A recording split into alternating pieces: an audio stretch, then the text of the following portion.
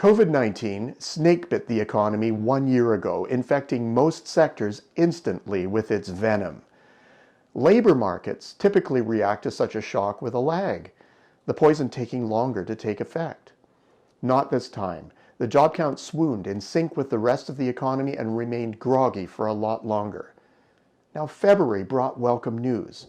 2 months of employment declines were erased as the job count surged by an outsized 259,000 positions. Is this just a lucky one-off, or is this a down payment on a more fulsome recovery?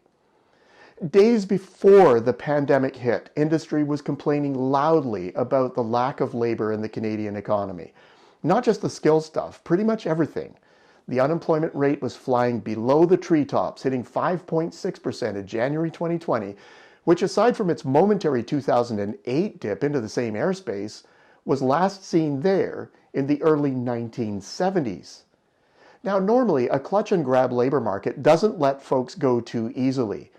After all, it took a lot of effort to recruit people only to show them the door and risk losing them to a competitor. Not so this time. COVID-19's existential threat saw the doors flung wide open. Nobody was taking any chances. Now, naturally, part-timers were hit a lot harder than the full-time set in relative terms. Their ranks fell almost 30% against the 12% hit to full-timers. However, in terms of absolute losses, at the trough, there were 1.9 million fewer full-time jobs against the 1 million drop in part-time posts. Total hours worked paints a starker picture of the scene. At the trough, across the economy, on-the-job hours were down 28%. In light of that, total hours have made a remarkable comeback, currently at 97% of pre-pandemic levels. Now, not every industry is basking in the glow of this achievement. Manufacturing, construction, finance, wholesale and retail trade, they're all posting hours worked close to or even above this average marker, so they're all doing very well. However, the pandemic's most affected industries are well below, with accommodation and food still down 28% of pre-COVID-19 levels. Information and cultural still down 12%. And in spite of revival in shipments of goods, transportation is being held back by air carriers, still off the previous peak by 11%. Now, peek below the surface, and the personal toll gets starker. Shorter duration unemployment spiked, but quickly returned to a more reasonable level. The longer the tenure, the stickier the deterioration.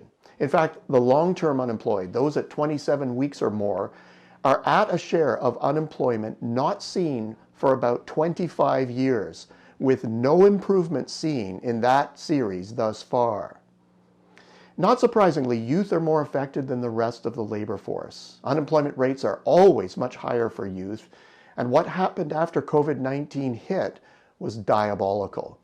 For the 15 to 24 age range, the unemployment rate more than doubled, spiking at 31.4%.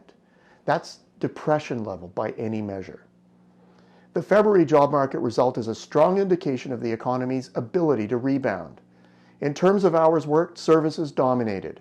Now that's a real big shift and a welcome one. Remember, services were the hardest hit sector in the entire economy. Even the accommodation and food sector gave a big bottom line boost. Part-timers were the huge mover in the job count numbers, but the full-timers also added a hefty number of jobs. Now, how labor returns will have a big impact on the smoothness of transition back to normal. On this score, there are a number of factors to consider. We could be back into tight labor conditions before we know it. There are already constraints in particular sectors, notably manufacturing. Although job openings are increasing, workers may be reticent about a physical return to work where no digital substitutes exist. In addition, COVID-19 frustrations may lead to greater than normal turnover, and the need for talent could well encourage this turnover. Finally, if there's a rapid resurfacing of deeply submerged industries, it will exacerbate the tensions the labor market is already anticipating. The bottom line? One great month does not a trend make, but it's quite clear from the outsized February number that there's resilience in Canada's job scene. Industry is crystal clear that the need for talent is still critical, a reality that suggests that when the venom runs its course, the market will be fit as a fiddle and good to go. We're likely close to the point where Canadian firms need to consider staffing up options really seriously if they're not already at it. Until next week, I'm Peter Hall.